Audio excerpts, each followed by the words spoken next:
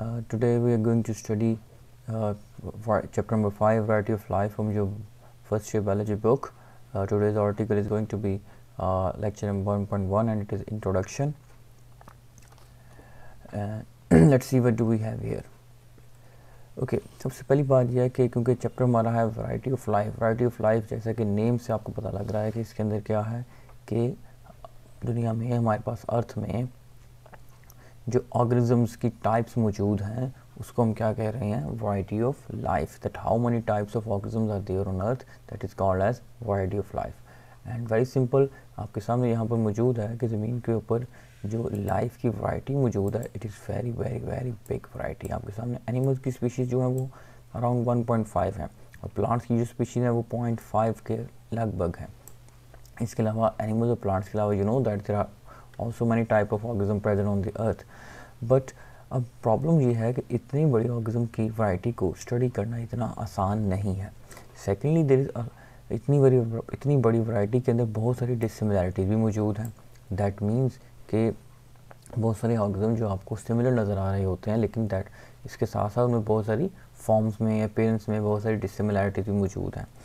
Okay, तो अब organism को इंडिविजुअली हम स्टडी नहीं कर सकते.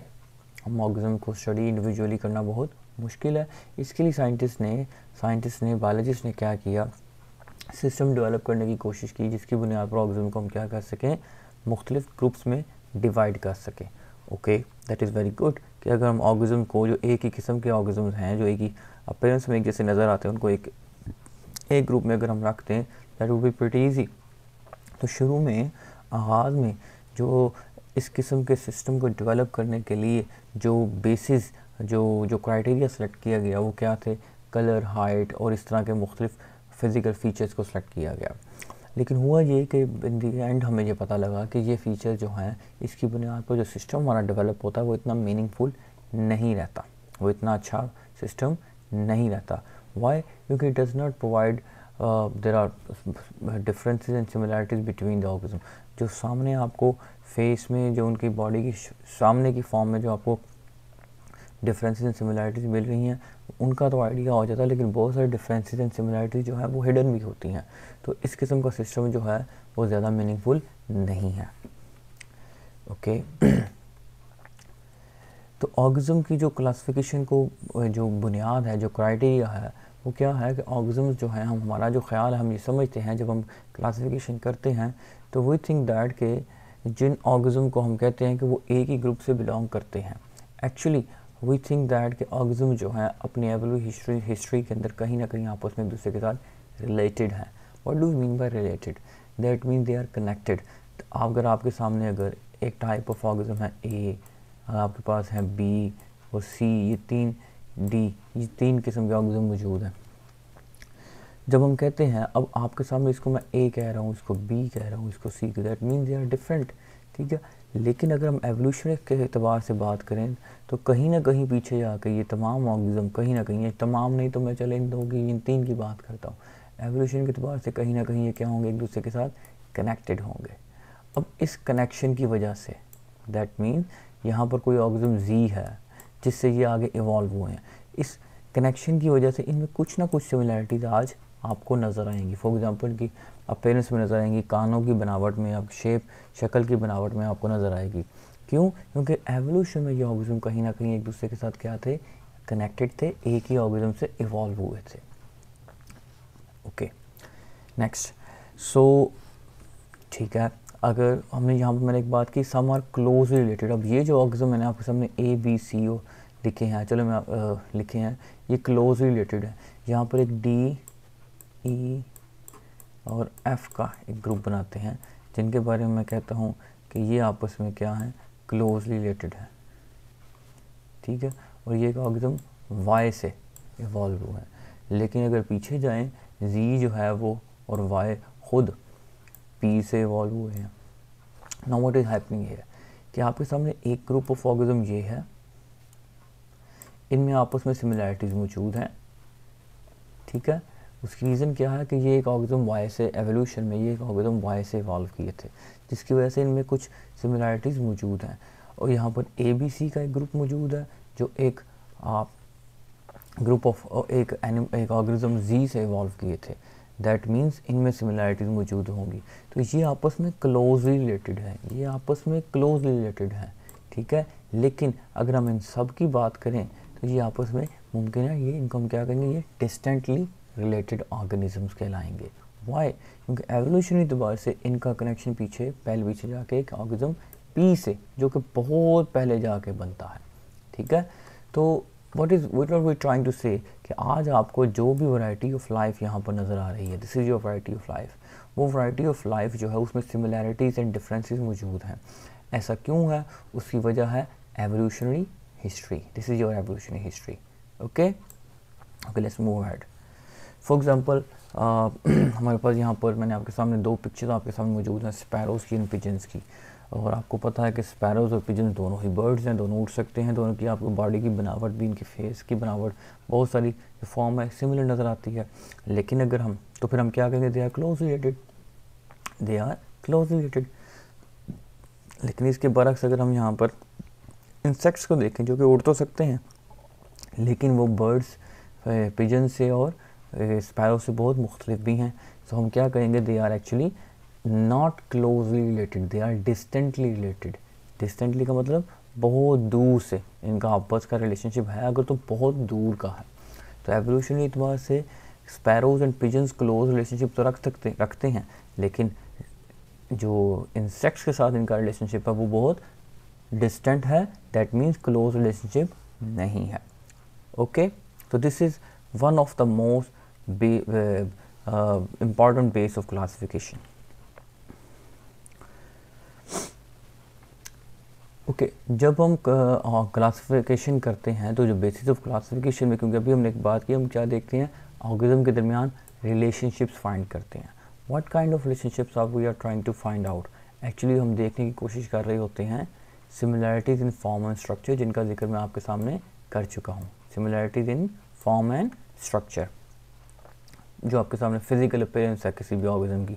होमोलॉजीज़ के बारे में मैंने आपको होमोलॉजी कहते हैं कि अगर किसी ऑर्गेनिज्म के सिमिलर स्ट्रक्चर ऑर्गेनिज्म के पास हों लेकिन उनके फंक्शन मुख्तलिफ हों तो उसको हम क्या कहेंगे, homology. Let me show you some picture जो कि आपको बेटर डिपिक्ट कर सके कि होमोलॉजी किसको कहते हैं। Okay, late me show you homology. You can see आपके सामने एक पिक्चर यहाँ पर मौजूद है, इसमें आपके सामने बैट के विंग, व्हेल का फिन, कैट का आर्म और ह्यूमन आर्म दिखाया हुआ है। आप यहाँ पर सिर्फ एक किसी बोन को हम फोकस कर लेते हैं। ये पर्पल कलर की आपके सामने ह्यूमरस मौजूद है। ओके, ह्यूमरस आपको यहाँ पर भी विजिबल है, आपको ह्यूमरस जो है यहाँ पर भी विजिबल है, आपको ह्यूमरस इस फॉर्म में यहाँ पर भी विजिबल है और यहाँ पर भी विजिबल है। दैट मीन ह्यूमरस या टाइप ऑफ ह्यूमरस बोन जो है वो इन तीनों किस्म के ऑर्गेनिज्म में मौजूद है। तो ये जो एक स्ट्रक्चरल फीचर है ये इन तमाम के अंदर मौजूद है। बिल्कुल ऐसी तरह रेडियस भी आपको ऑरेंज कलर की एक बॉन नज़र आ रही है, इस तरह आपको फ्लेंजेस भी सब के अंदर नज़र आ रही हैं। लेकिन यहाँ पर बात क्या है, ये स्ट्रक्चरल फीचर इन सब में मौजूद है। Okay, that is structural similarity. But यहाँ पर नेक्स्ट जो असल इम्पॉर्टेंट बात है वो क्या है कि इन तमाम स्ट्रक्चरल सिमिलैरिटीज़ के बावजूद इन सब के अंदर इसके फंक्शंस मुख्तलिफ हैं। तो this is homology, having same structural feature but with different functional feature, this is called as homology. तो जब साइंटिस्ट जो हैं एवोल्यूशनरी स्टडी को जब हम क्लासिफिकेशन करते हैं तो हम होमोलॉजीज़ को भी फाइंड आउट करने की कोशिश करते हैं, होमोलॉजीज़ की बुनियाद पर भी क्लासिफिकेशन करते हैं।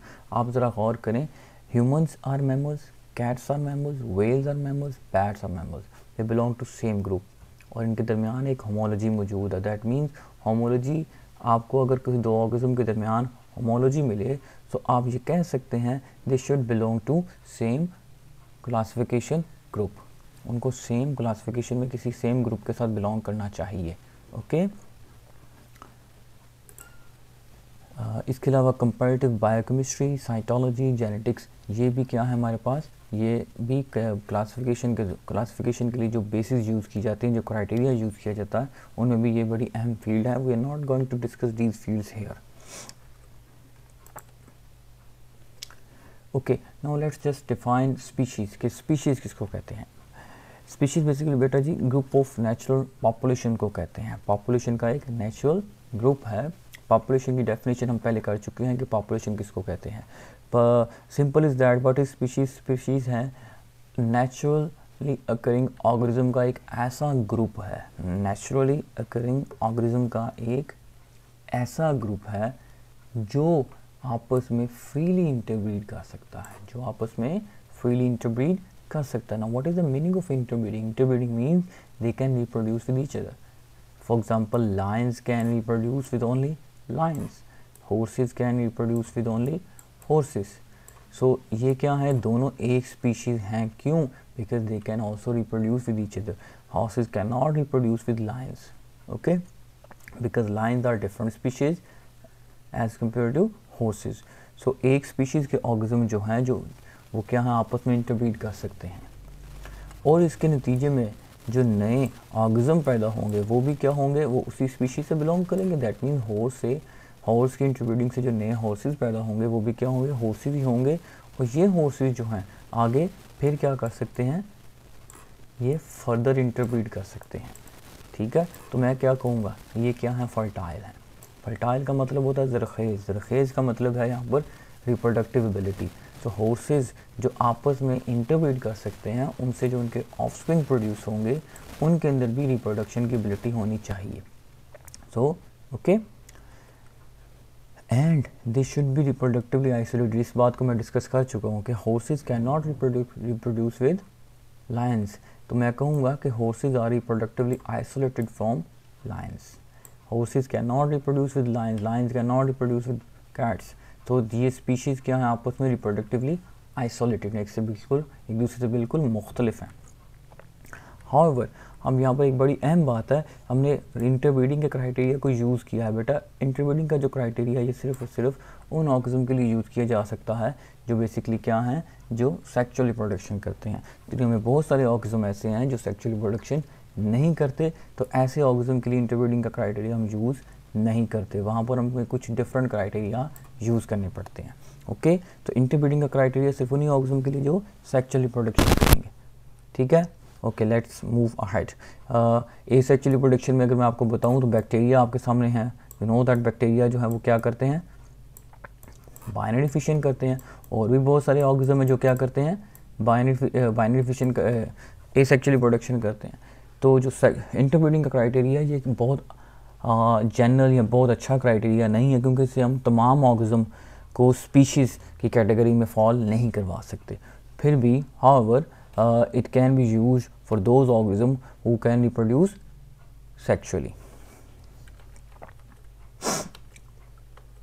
Okay, अब यहाँ पर सबसे ऐसे पीछे इसे एक स्लाइड अगर मैं पीछे जाऊँ तो मैंने यहाँ पर एक बात मेंशन की थी,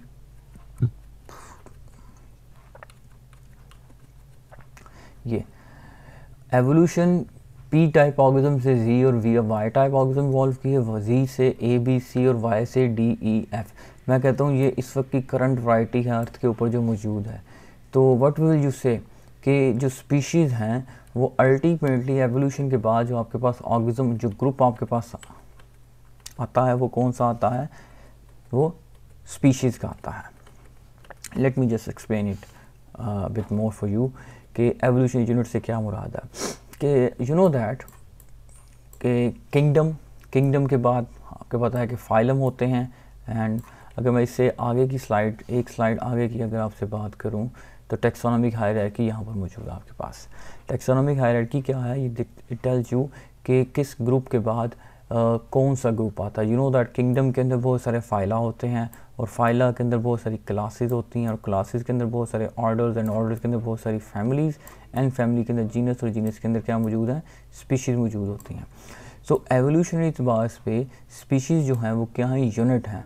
दैट मीन कि जब हम क्लासिफिकेशन करते हैं तो बेसिकली हम किसको क्लासीफाई कर रहे होते हैं, हम स्पीशीज़ को क्लासीफाई कर रहे होते हैं। तो स्पीशीज़ से सबसे पहले जो ग्रुप को बनता है वो कौन सा बनता है, सिमिलर स्पीशीज़ से वो जीनस का ग्रुप बनता है। देन उन जीनस से हम क्या करते हैं, सिमिलर जीनस जेनरा से हम फैमिलीज़ का ग्रुप बनाते हैं। लेकिन अगर हम ultimately top to bottom move करें तो हमारे पास लास्ट लेवल कौन सा आता है, वो स्पीशीज़ का आता है। देन व्हाट विल वी से कि स्पीशीज़ जो है वो क्लासिफिकेशन क्या है, यूनिट हैं। बेसिकली क्लासिफिकेशन किस लेवल पर की जाती है, स्पीशीज लेवल पर की जाती है, and then we move upward, genus, family, order and class की तरफ मूव करते हैं। ओके, तो species are independent evolutionary units. Okay, evolution, why evolutionary units, why? क्योंकि हर स्पीशीज़ ने with the passage of time, evolution के साथ साथ हर स्पीशीज़ ने अपने डिस्टिंक्ट, अपने इंडिविजुअल फीचर्स इवॉल्व किए हैं। वो स्ट्रक्चरल भी हैं, वो बिहेवियरल भी हैं, वो इकोलॉजिकल भी हैं। तो एवोल्यूशन के अतबार से हर स्पीशीज़ के पास अपने ज़ाती डिस्टिंक्ट इंडिविजुअल फीचर्स मौजूद हैं। व्हाट विल वी से कि स्पीशीज़ जो हैं वो एवोल्यूशनरी यूनिट्स हैं। इसी बुनियाद पर हम क्या कहते हैं, स्पीशीज़ एवोल्यूशनरी यूनिट्स हैं, क्योंकि उनके पास अपने डिस्टिंक्ट, अपने इंडिविजुअल फीचर्स मौजूद हैं। Okay, just leave this point, आया, this is not required here. And एक स्पीशीज़ के जो ऑर्गेनिज्म हैं वो जो एक्सचेंज ऑफ जीन्स हैं वो अपनी ही स्पीशीज़ के साथ कर सकते हैं। वाई? क्योंकि हमने पीछे इससे पिछली स्लाइड में एक बात की थी कि एक स्पीशीज़ के ऑर्गेनिज्म अपने ही स्पीशीज़ के ऑर्गेनिज्म के साथ रिप्रोड्यूस कर सकते हैं। तो रिप्रोडक्शन के दौरान जीन्स एक्सचेंज होते हैं। ठीक है, तो जब इंटरब्रीडिंग जो है वो अगर एक स्पीशीज़ के ऑर्गेनिज्म अपने ही स्पीशीज़ के ऑर्गेनिज्म के साथ इंटरब्रीड कर सकते हैं, दैट मीन्स कि एक्सचेंज ऑफ जीन जो है वो सिर्फ एक स्पीशीज़ अपनी ही स्पीशीज़ के साथ कर सकती है, किसी दूसरी स्पीशीज़ के साथ हरगिज़ नहीं कर सकती। So exchange of gene is possible only with in A species.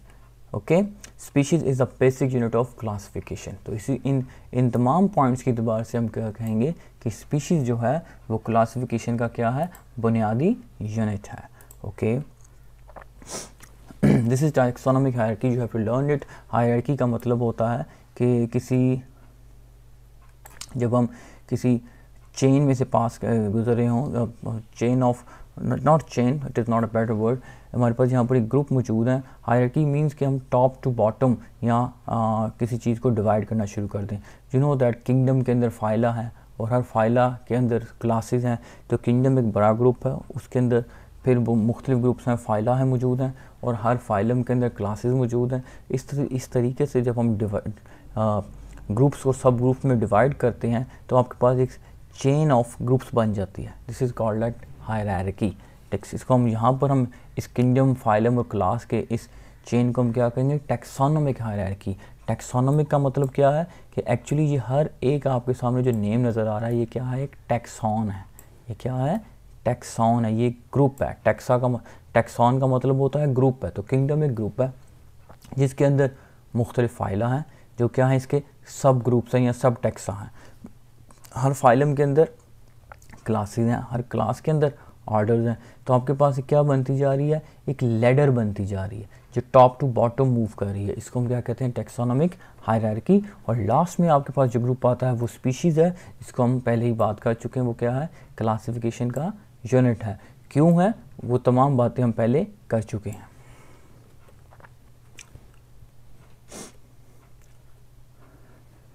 Okay, this slide, अब ये स्लाइड जो है पिछली स्लाइड से मुख्तलिफ नहीं है।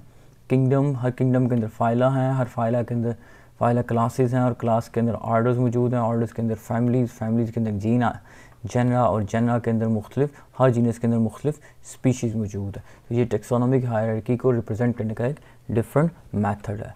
After that we have biological classification of Zea mays, that is corn, इसको मकई कहते हैं। दिस इज़, ये इसका किंगडम है। किंगडम के बाद इसके डिवीज़न है, देन क्लास है, this is order of Zea मेज, families and genus, and this is species name. So what is the scientific botanical name of Z maize? Corn is, that is Z maize. You have to learn this one. Okay, this is going to be very important for you. So that's all for introduction. Hope आप लोगों को कोई समझ आ गई होगी। अगर कुछ point जो हैं कुछ ऐसे रह जाएं जो आपको समझ ना आए तो आप मेरे से डिस्कस कर सकते हैं। Thank you so much. अल्लाह हाफिज़।